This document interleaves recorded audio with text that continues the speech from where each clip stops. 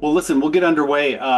Some folks are new on the call today, so we'll just continue to go to our background of what practice habits is created for, what it's intended to be.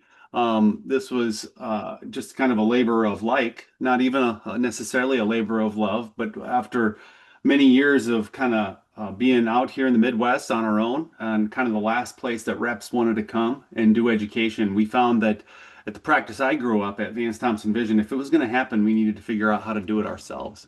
And so we've created practice habits over the last just couple of months of to be a forum every week where we talk about new things, things that might be interesting to practices to help them implement technology. Some things might be more in line with how to do some basic tasks in the practice. We had a CFO a couple of weeks ago from Vance Thompson Vision. So we stem everywhere from operations to new implementations to new interventions. And so today I'm excited to talk about the one that we've got before us. We had Steve come on and Creed come on. Boy, it was one of our first sessions, probably midsummer, and talk about Brevium and their offering. And today I'm excited that they're here to talk to us, and I'll be directing a lot of these questions to Creed, but Steve's here just to keep him on the straight and narrow to talk about what they're doing in interventional glaucoma. And they've got a new product offering that I think it's really important for practices to hear about. Just one more kind of piece of background, and then I'll stop kind of droning on and on. But this is a forum where if you have ideas, we'd love to hear from you on what you think practices need to know. We record these, we put them online. They're there to curate and go through with your teams should you want to. But the other thing is that we just returned from the Royal Hawaiian Eye meeting, and as a lot of you were joining us, we were talking about the lava flow that was there in the days that we left. It was super impressive. But Steve and I were part of a panel on the first day that was the joint session between MDs and administrators, and 600, I don't know, or so people in the room. And we talked about the importance of looking inside your practice for new opportunities. Marketing can be really important and always is important. It's one of my comfort foods, but it's also at times like this when we're looking at declining reimbursement and we're looking at patient populations that we aren't getting to and not serving properly, especially in glaucoma. We think that there's some things that need to be done to combat the second leading cause of blindness in the world today. And so, with that in mind, we've been talking to our team and the doctors that I care for. Have been talking to Brevium, and they've come up with a solution that I think is really exciting and is going to be debuting at Asker's. But the reason I bring up the Royal Hawaiian Eye meeting is in an unplanned fashion. That entire morning was kind of a big exclamation point was put on it at the very end when Kevin Corcoran said in his closing statements that if I ran a practice today and I needed to come up with strategic goals for 2026, it would be these three initiatives. First, you should do more visual fields. We're not diagnosing the progression of the disease like we should be. And because it's a sight-stealing disease, people should be having 1 to 2 visual fields per year, and people are having on average a lot less. Secondly, the uh, uh, um, the introduction of interventional glaucoma procedures in the practice is one of the only ways to ensure that patients are under management because we've been giving them drops as a standard of care for the last 30 years, but we also know that they're not compliant. And many of them don't even fill their first prescription, and even less do the second one. And those who do take it diligently take them incorrectly in their side effects. And then maybe they forget it on vacation. So therapeutic viability to combat the disease or keep it stabilized and not progressing is extremely low. So we need to lead with intervention and then manage with drops in between surgical therapies, procedural therapies. And that's been now validated by a joint study that about 12 doctors did in an offsite kind of workshop that's now being featured in Expert Ophthalmology. It's currently the most downloaded article from mid-year last year on developing an IG protocol for practices. So this is important. The last category that Kevin Corcoran mentioned is that we should be addressing things in the back of the eye with some of the new procedures that exist in retina. And so those three things.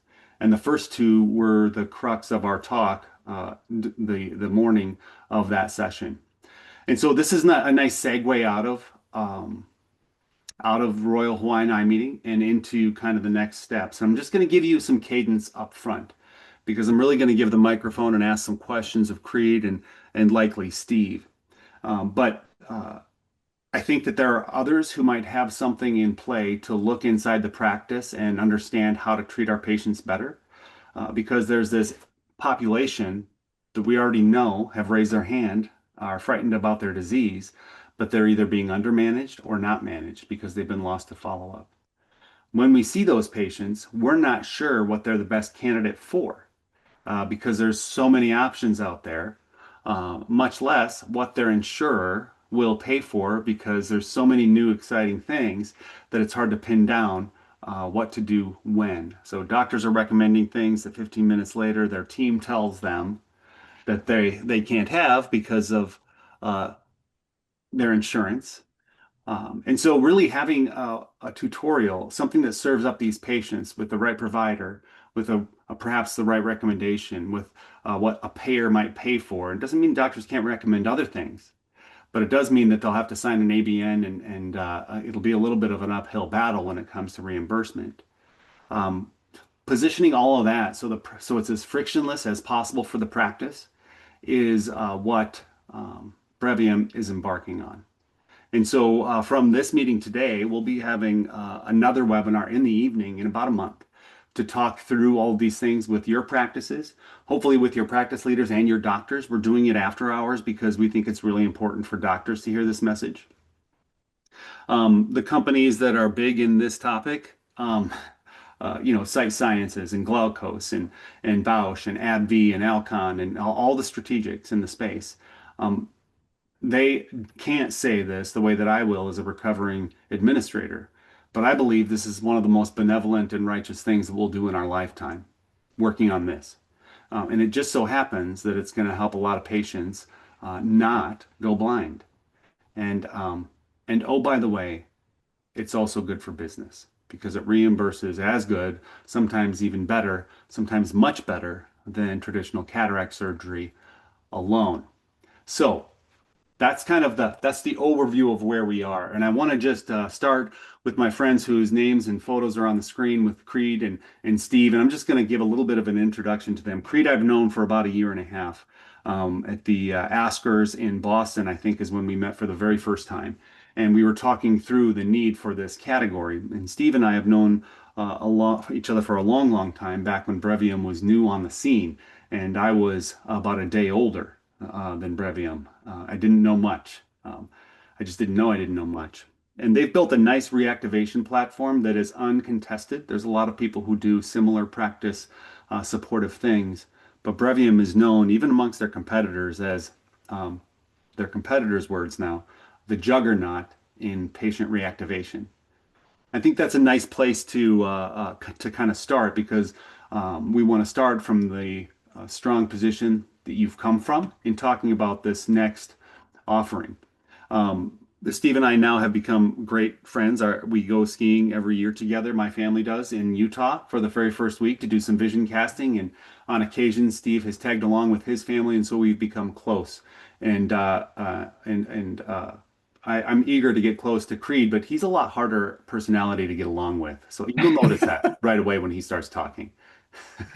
Anyway, I'll stop droning on you guys, but I do think that this is a valuable topic, and I'm glad that we've got some interest in it today, and I know we'll see a lot of views on it online afterwards. So, Creed, maybe I'll start with you. Give us a sense of, I changed my mind. Steve, I'm going to give you a couple minutes just to give an overview of where did Brevium come from, Yeah, leading up to Matt, IG. What was its main offering?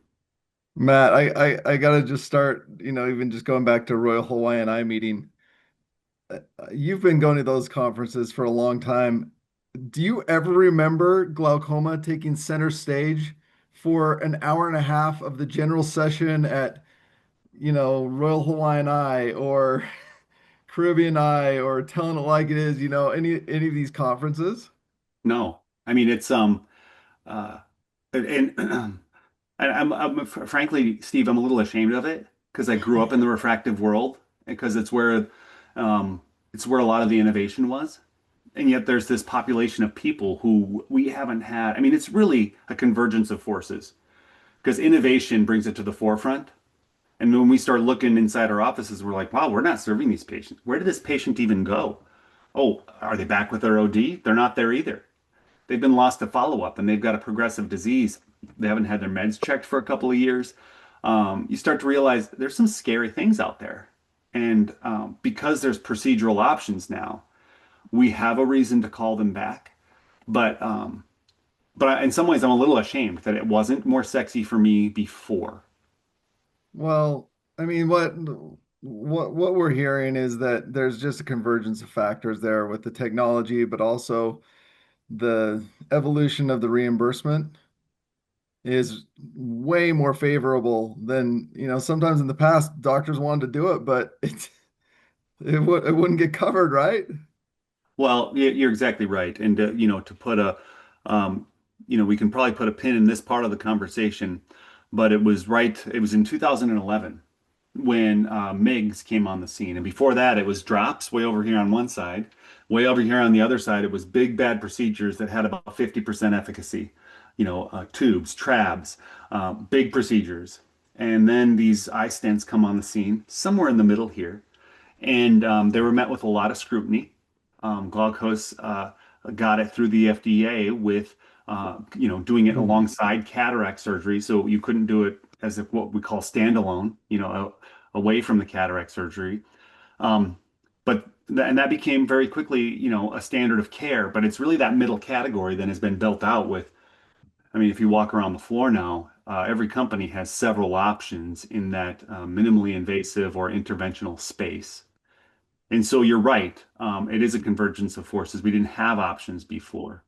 But I am excited that we're here now. And I'm excited that it doesn't take an ad agency or a big campaign, to go reach these patients. We already got them. They'd love to hear from us.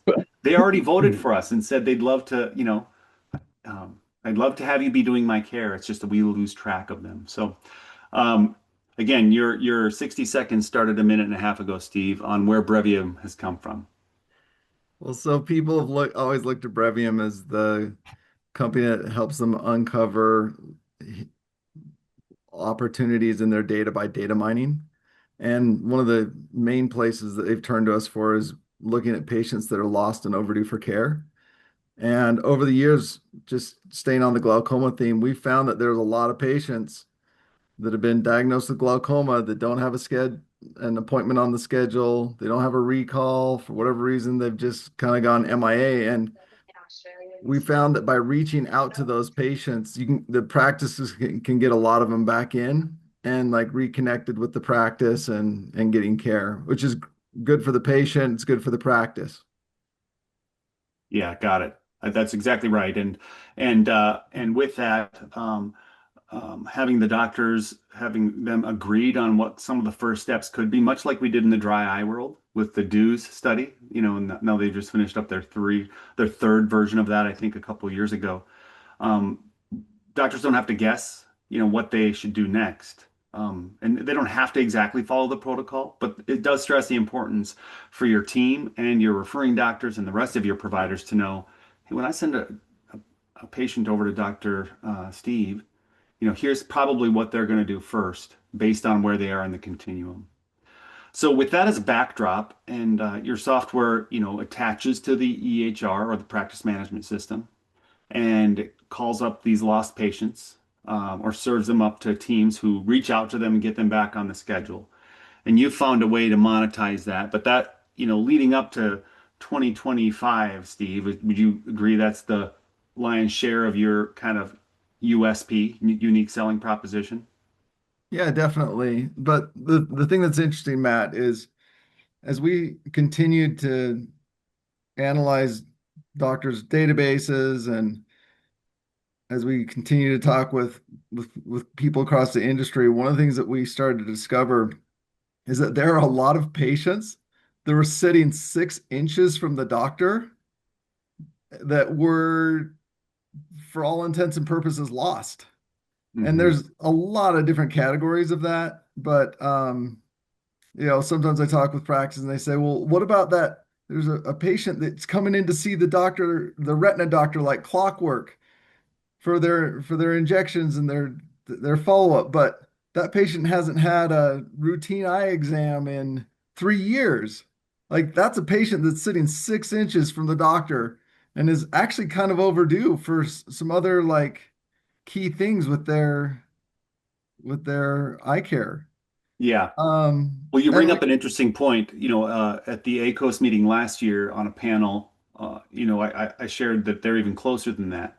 A lot of providers do the cataract surgery, and then either refer the glaucoma out or just note it for the other provider to pick up at their next exam, right? When they're a millimeter away from where um, any number of brands of interventions would hmm, be that'd be an opportune time to place those things. Certainly helps the patient, so they don't have to worry as much about being drop dependent. Still use drops as a bridge therapy, bills nicely. So there's all kinds of things that we have to change as far as the standard of care. And you mention it. I mean, you can with your system, and I'm going to come to you next, Creed. But some practices use it that are beta testing it. They use it to kind of look back and say, who are we missing? Who are all the potentials that we had last year who we should have done an intervention on, who have got a progressive disease, that we should send a letter to circle them back in. But even more so, who are the patients Monday coming up that we already know are coming in and being seen that we didn't even have it planned to talk to them about IG, and we should. Tell us how your program works. Is that my calling, Matt? That is. Yep. So I mean, You want me to back it up a little? Creed, coming to yeah, you, how does that program work? yeah, no problem. Love to answer that question, Matt. So I mean, our program is really designed to fit into existing practice workflows. I mean, it's really hard. A lot of people on this call are operational people inside of practices, and if you ever try to get a physician to change their operational flow, we all know that's really almost impossible.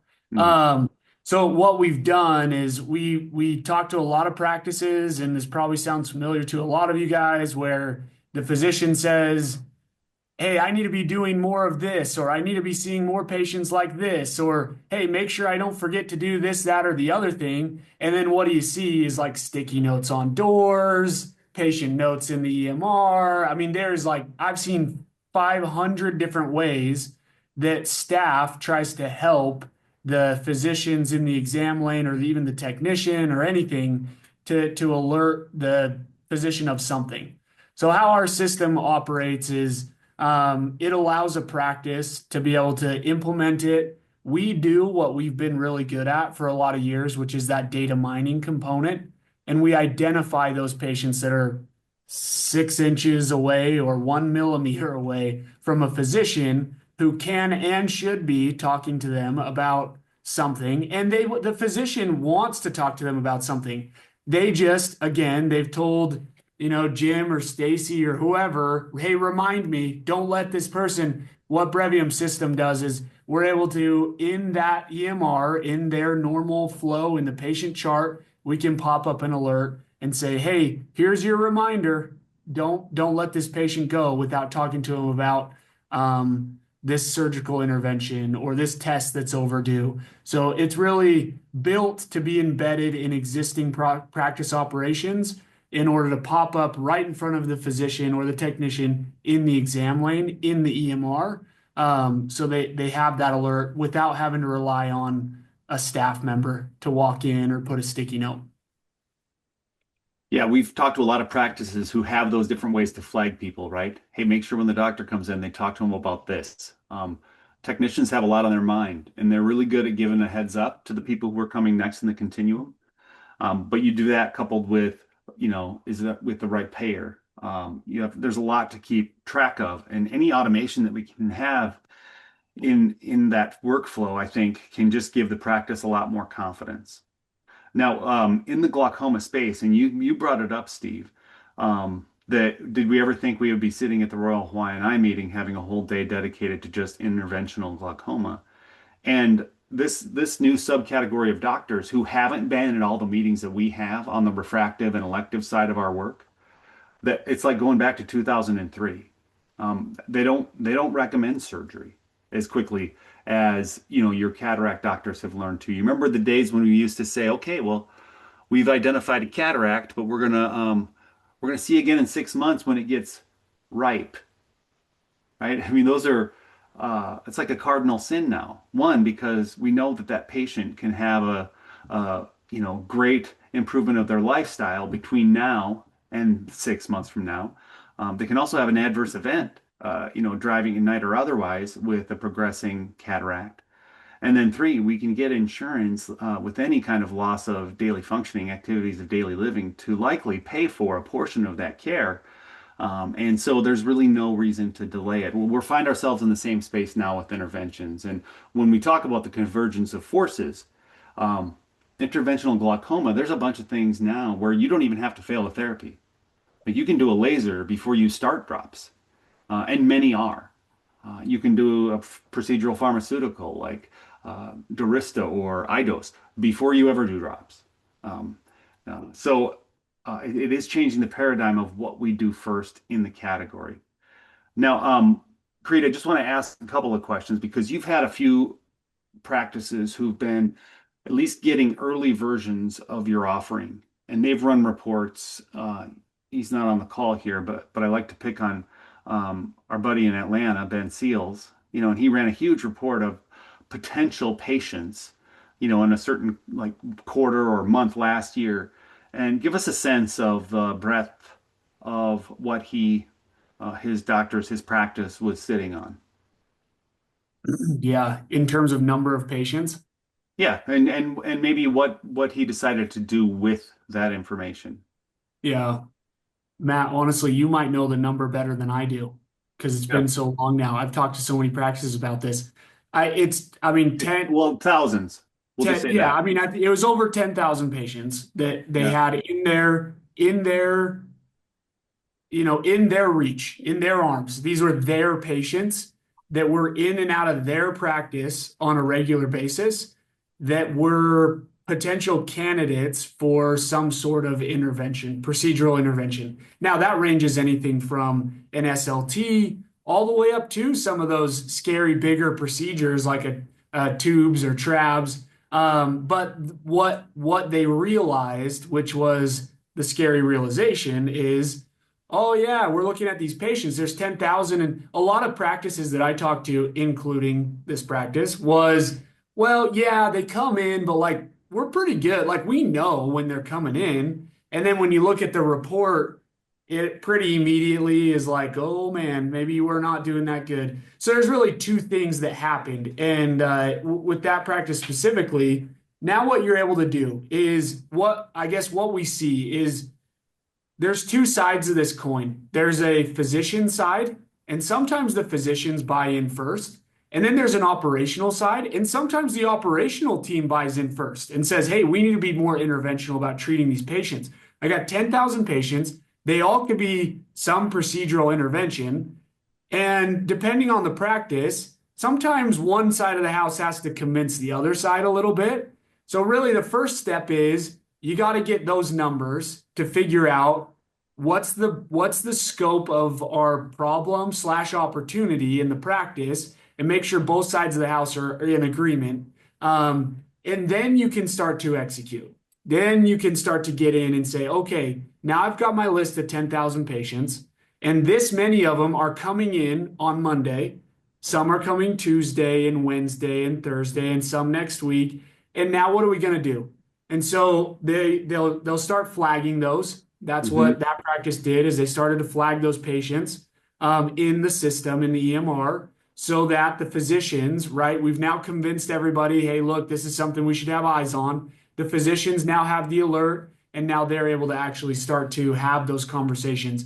And what that results in and what it resulted in was a very meaningful lift in terms of not only the actual interventions that were happening, but even more basic, the minimum standards of care of just the testing protocols, just the simple realization and flagging and manual flagging of, hey, look, we should have eyes on this patient today and talk to him about an intervention. And then the physician looks at it and they're like, you know what we need first? We need a visual field. And then they actually can do that. So it just lifted the entire standard of treatment for those glaucoma patients just by virtue of knowing the problem, and two, having visibility into where the patients are in the practice.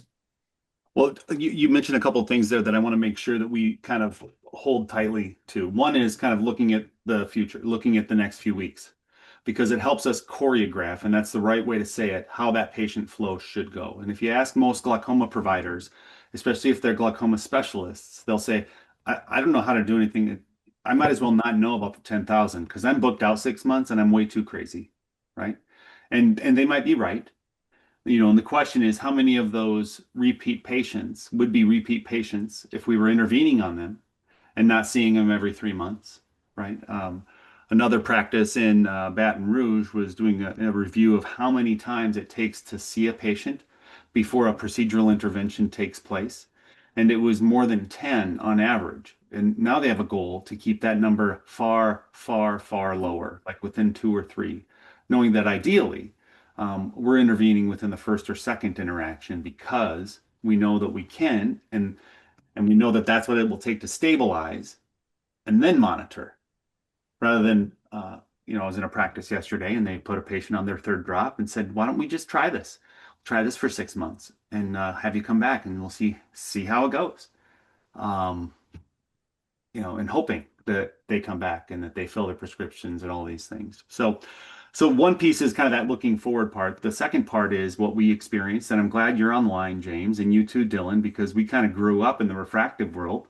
You managed a lot more than refractive in Florida when you were there, James, but we had to create a whole new choreography at the practice when it came to refractive patients, right? I remember having a totally different clinic schedule. Thursday afternoons are just consults, right? We hold them separately off the side than regular patients. There's a different feel. Some people dressed up their offices different. We had a special visit type for consult in the morning and surgery in the afternoon. We had a coordinator just for those patients.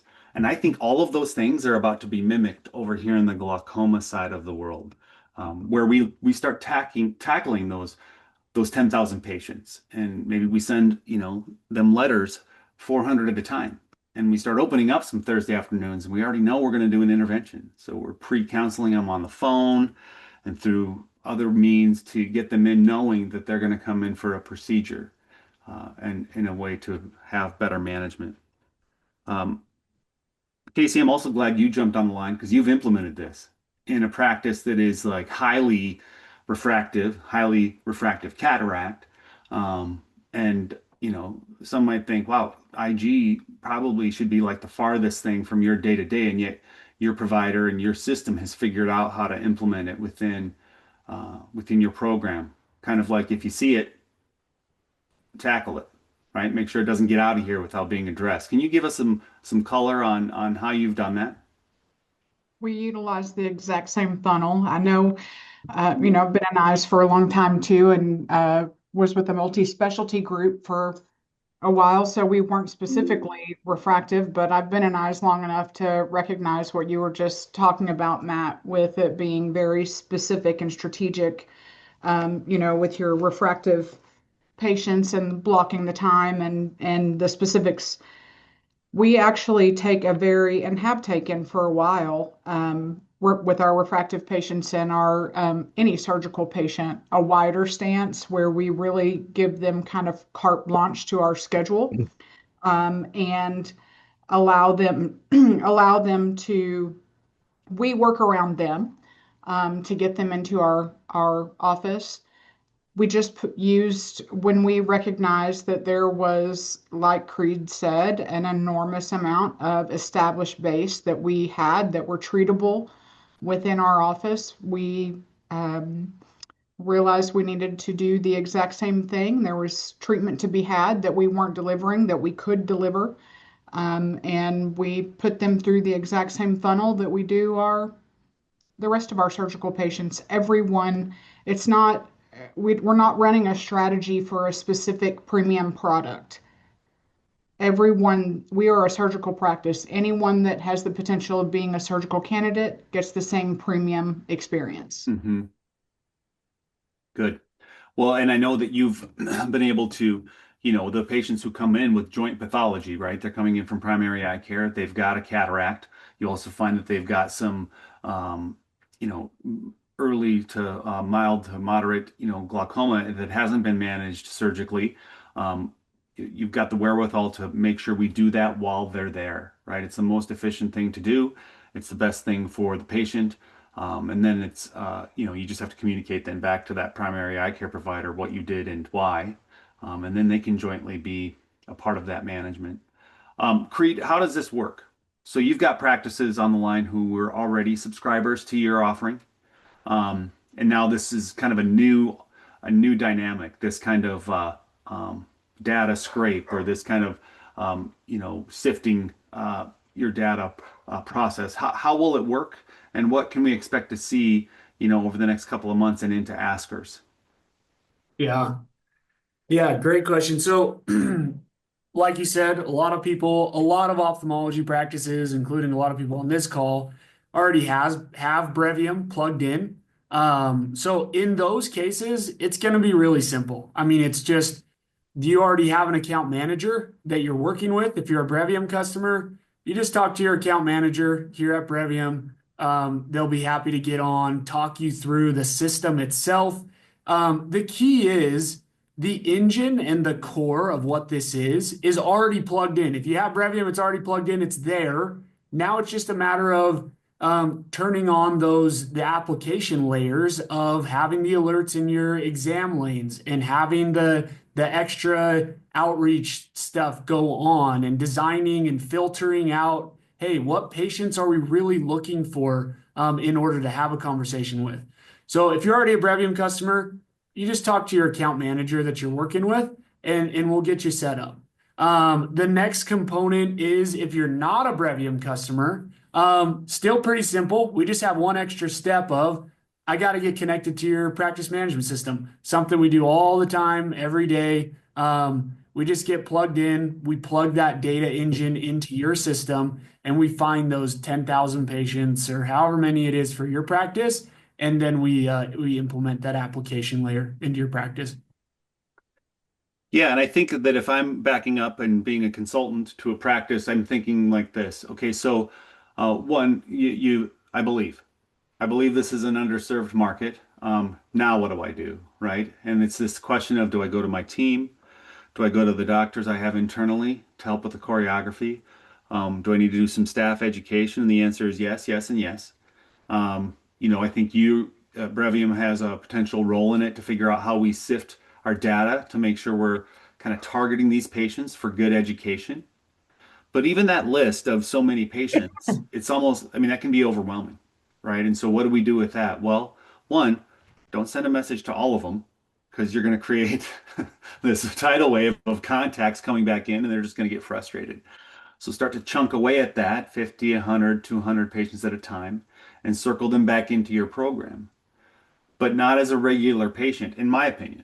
These can come in because you already know where they are status wise. We know it's a progressive disease. It doesn't get better. So if they were a candidate before, they're a candidate now. What they need is some pre-education, some pre-authorization, and they can come in, for a surgical intervention.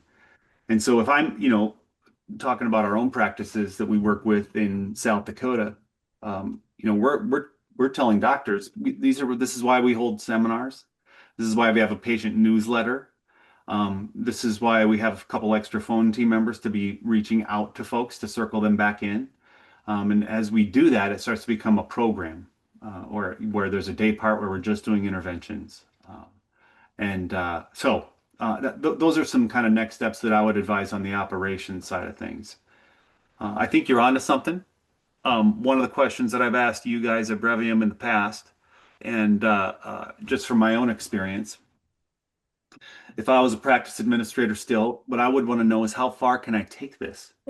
because I also know that there's certain premium IOLs that are perhaps better options for certain patients depending on what they've had done before. So let's say I've got a compromised cornea, um, or because I've had RK or a surface ablation on my eye. Well, there's a lot of neat treatments out there, nice options out there for implants, but some of them, if they've got concentric rings or diffractive, um, technology in them, while impressive, it might conflict with what I've already got going on in my anatomy. So perhaps, and one of the things we hear sometimes about the LAL is that it's niched for post-refractive patients. Well, shoot, I'm wanting a list of patients who are post uh, LASIK, who are 45 plus, who are frustrated with their reading glasses and want to reinvest in the next 20 years, for RLE or other things. So I can imagine all kinds of ways to exploit, positive use of the word exploit, right? But to leverage this data that we already have on patients. They expect it from us. They willingly gave it to us so they could have better care. It's a shame if we don't use it to benefit them. Matt, So, you're yeah, starting to sound where does like that go with half. that? How does that all sit with you in your future? Yeah, I mean, you're starting to sound like half the conversations I have with practices right now. I start to talk, you talk about, hey, look, what can we do for you? Well, let's find these patients that have primary open angle glaucoma and mild to moderate and this payer and this previous treatment history, diagnosed but unremoved cataract or pseudophakic. And we're going down this hole and we're trying to really find these patients for glaucoma. Well, then there's always the person in the background, or maybe it's your own mind in the background who goes, Kevin Corcoran brings this up, and I've had this conversation with many practices. Oh, well, I just bought this new device called the Valeda device to help with my retina patients. Can we do the same thing there? And then somebody else goes, oh, well, I've done a lot of RK or LASIK or anything over the years. I probably have tens and 20, 30,000 patients I've done these on, and I'd love to do some refractive lens exchange. Could I find some of those? I mean, the reality is glaucoma is the beginning. Like we're going after finding these patients that can be treated procedurally for their glaucoma and help cover some gaps in this patient care. There's not only gaps in patient care for glaucoma patients. There's there for every patient that comes through an ophthalmology clinic. So, I mean, if you just break it down to the nuts and bolts of what's Brevium's real power and influence and help in your practice is, identify patients that need care, more proactive care to be more specific. That's where we will continue to build, and that's where you're going to continue to see Brevium go, is help you identify, find, alert, automate systems to be more proactive in the care of patients, no matter what that care is.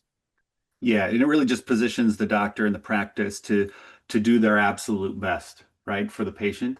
Like I said, they've already trusted us with what they're, if you were to ask me who my doctor is, I'd say, well, so, I'm under so and so's care, even if they haven't seen me for a few years. So I identify with them. Do they have that same knowledge of me, as as my vision has changed? So I want to just turn our screen back on while we go to questions, or share my screen again as we go to questions, because I'm sure a lot of you have uh, some questions for Creed and for Steve as to how this technology might work, or how it might be rolled out in the next couple of months. What questions do you all have?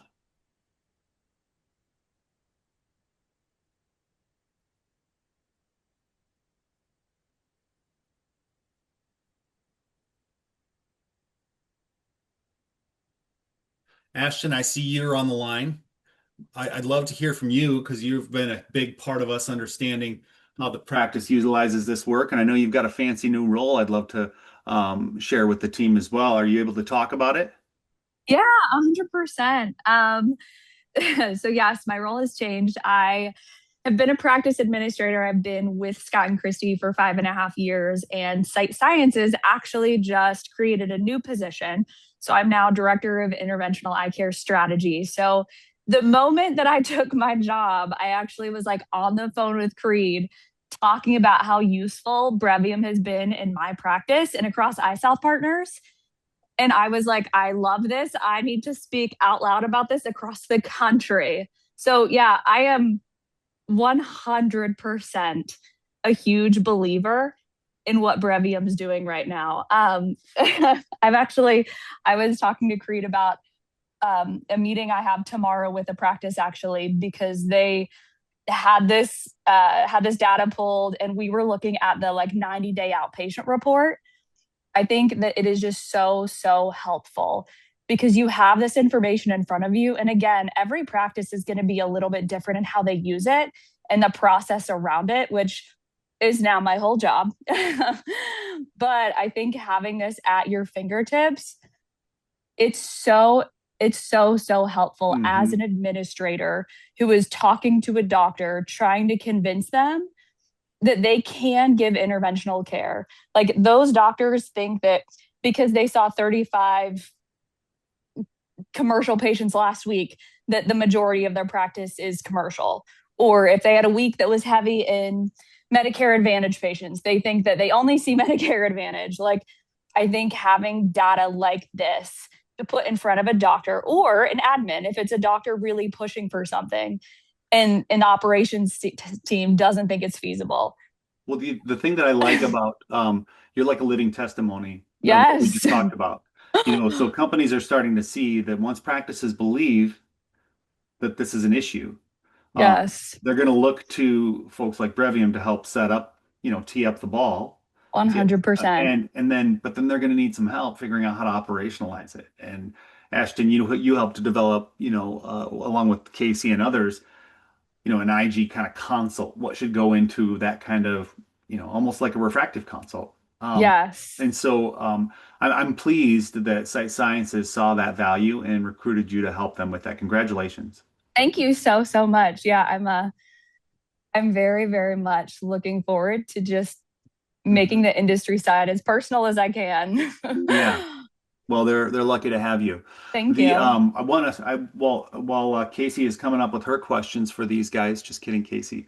I want to draw your attention to the screen because in just over a month, we're going to be talking again with these guys from Brevium, and that'll be a far more publicized webinar to their patient base, to your friends and colleagues. We'll be featuring some of the information that we're finding from some of the initial practices who have been using their technology, how they've operationalized it. And so this is a session worth registering for and snapping a photo and sharing it with your doctor friends. Jessica, as you were talking earlier about where your bison live, I can only think of about 6 providers who'd be interested in this, how this applies to your program, right? Um, and so that'll be a nice next step. And then we'll have other things coming up at Askers that you can learn more about. Um, Hey, Matt, yeah, go ahead. I do want to, I don't have a question because Creed and the Brevium team are fantastic, but I want to support what Ashton said. I had a conversation with a practice earlier this week about IG, and I was asked in particular, what's the one keystone that has made us make this decision and really go forward and get committed in a very collaborative way? And I think that from the top down, like, I'm sure can recognize this, having been a great administrator for many years. I have goals that I can see that we can attain, Hmm. but I'm driving the ship of operations. The decider is at the provider level. And Hmm. so what Brevium does is it gives you the ability to have that data to take back to your provider team and go, no, this is what's in the closet that we've not done and we put our. 100%. And so the keystone of any jumping off part, adoption, integration and getting it really going would be understanding that you need your providers to make a decision to be interventional, Hmm. number one. Surgery first. Once that decision is made, the provider consensus inside your internal team can go forward, but then you can use this data to fuel the fire Hmm. of them really getting on board. So that it gives you that. And I want to support what Creed said about using it multifunctionally. We did engage with Brevium. I mean, Steve, you want to say how long you tried to connect with me before the IG consensus? Yeah. I think Steve was like, "Hey, let's grab lunch." I was like, "Okay, Steve." At every every event we connected on, but it just didn't Well, it's happen. kind of like it's kind So, of like the IG thing with the Southern practice. You know, how many visits before an intervention? How many yeah, yeah. lunches? How many It lunches was before Casey tips? It was what's my it going to take looks. to get It was this? my What's it looks. going to take That's to what it get this was. girl? I need to get her a lunch ticket.